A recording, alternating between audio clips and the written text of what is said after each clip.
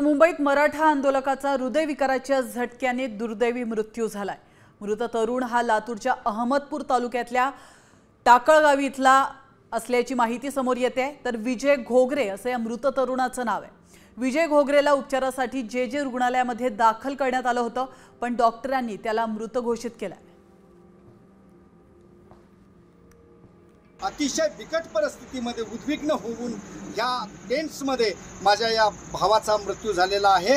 हा मृत्यू नैसर्गिक न होता हा मृत्यू सरकारनंच घेतलेला आहे असं मी या ठिकाणी जाहीर करतो। मराठ्यांना आरक्षण द्या आणि यातून आम्हाला बाहेर काढा। अजून तुम्हाला किती बळी हवे आहेत हे तरी एकदाच तुम्ही सांगा, म्हणजे त्या पद्धतीने आम्ही पुढचे पावलं उचलू। आता isakal.com आहे देशातील नंबर 1 ची मराठी न्यूज वेबसाईट। प्रत्येक अपडेटसाठी isakal.com ला नक्की भेट द्या।